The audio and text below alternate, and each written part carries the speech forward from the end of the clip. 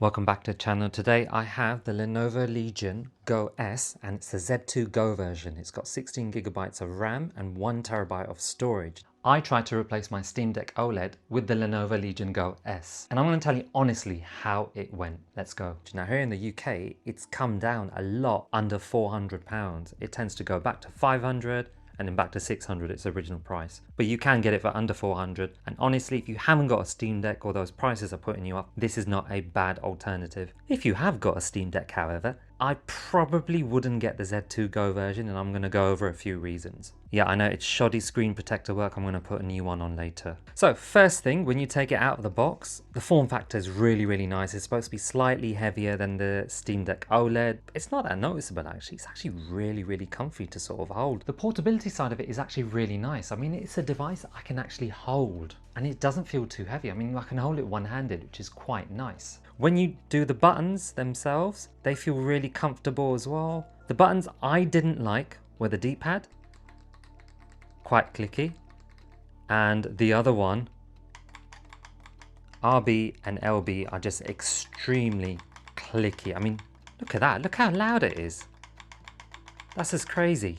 Triggers themselves are nice. On the back, it's got this thing where if you toggle it, they become digital triggers, which is quite a nice thing if you want. One of the best things about this device is the fact it's got SteamOS on it. You have a couple of these buttons at the back. I don't really customize them as much. Got these huge vents which let in air and these huge vents at the top which let air out, and the fans get very loud, as I'll explain later on. 2 USB-C ports, headphone jack, volume up or down. You've got a power button here which changes color according to what profile you're in. So I'm at the moment in performance mode. So you've got performance, you've got low power, which I'd probably say is under 10 watts, balance, which is around 15 watts, performance is around 25 watts, custom can go to 30 and above, and apparently this is only when it's plugged in, but once you hit custom mode it tends to just go a bit crazy, to be honest. Even in performance the fans just go really mad. If you're finding the video useful at all, like it and subscribe. It will really help the channel grow. Now battery, although it says 5 hours and 35 minutes, it's actually atrocious. I'd probably say it's worse than the Nintendo Switch 2.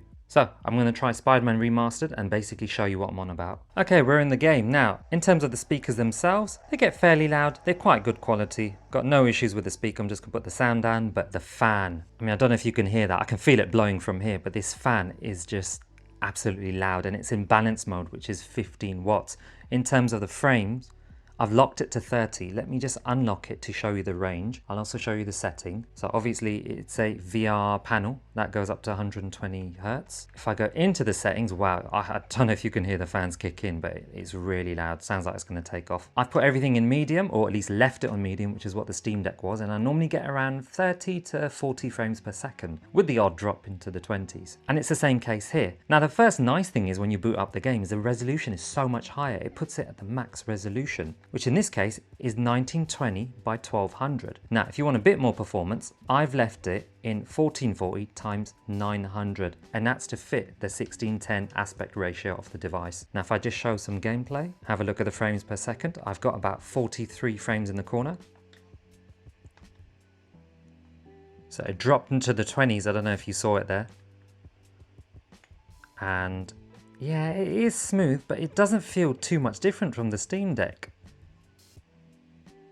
Now, I'd love to load it up at the same time, but apparently you can't obviously have two computers running the same Steam account and the same game at the same time. The fact is VRR, the stutters are less. That's definitely a given, because I know with this jump in frame rate and the dropping on the Steam Deck, you definitely notice. Here it's less noticeable, but I did see it when it dropped down to the 20s. But yeah, I mean, the fans themselves are just loud. Oh my gosh. I put it up into performance mode, so that's 25 watts. And the frame rate, 47, okay. That's me looking at a wall. Let me get back in the air.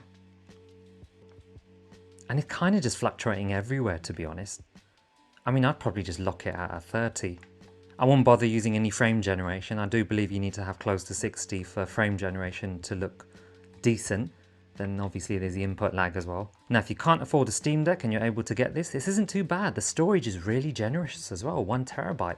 I don't think that variant is available in the US unless you pay extra. But in the UK, there is no 512 variant. It's just 1 terabyte, which is actually a really good deal. I I mean, I do love the form factor. The form factor is actually really, really nice on here. I don't know, if I didn't have the Steam Deck OLED, if I had the original Steam Deck, I would definitely think about keeping this. I mean, look at that. 1 hour, 6 minutes left, 76% battery. That's disgraceful. Yeah, not great. I'm not going to bother putting it on the plug because the fans get really loud and it doesn't seem to make a difference, and other people have noticed that as well. I can only imagine what the Windows version of this device would actually be like. Okay, so I've got Batman Arkham Knight here. I'm still going to be in performance mode, so 25 watts. It's hitting 60 frames on the roof.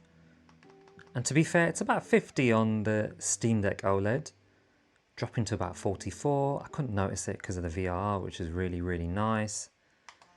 A few stutters there as it drops drastically down to the 20s. Yeah, a couple drops there. Resolution is at 1440 x 900. I don't really want to put it on 1280 x 800 because on the larger screen it might just seem a bit more pixelated. I shouldn't really have to do that on a larger screen, to be honest. Definitely the resolution looks a lot better. Performance-wise, it's just the same, really. Reason why I've tested out this one, it's a popular one to test out. Such a great looking game after all these years. And it runs great on low to medium end PCs. I mean, really, this should be 60 frames per second. I don't know if I'm being a bit too picky here. But there's no way this should be running at less than that. I mean, a few drops here and there, I think are okay. Thought I'd get into a firefight there. Unwinnable one, albeit. And yeah, frames were quite good on there. This is such a great game, to be honest. Such a great game, but the buttons are really loud as I'm bashing them, to be honest. Oh, LB and RB, so loud. Let's get out of there. There are some parts of the performance is better than the Steam Deck, but considering I'm on 25 watts, it should be, shouldn't it? And the reason why I'm testing 25 watts is because I know the Steam Deck is the best in class at 15 watts. It really is, unless you go for a Z2 Extreme, which is going to do better at the lower wattages. Right, and the fans themselves have gone blisteringly loud, like it's going to take off. I mean, let me know what you think in the comments below. Is this a device you've got? Have you got the Z1 Extreme version? Do you have other handhelds apart from the Steam Deck? Are you looking to get the Steam Deck? Me personally, I've got the Steam Deck OLED. This isn't that much better. Some aspects of it are worse, like the clicky buttons, the awful battery, and the loud fans, which, funny enough, don't have a smell like the Steam Deck. Not that I sniff the Steam Deck OLED's fans. But yeah, like the video if you found it useful and consider subscribing, and yeah, until next time.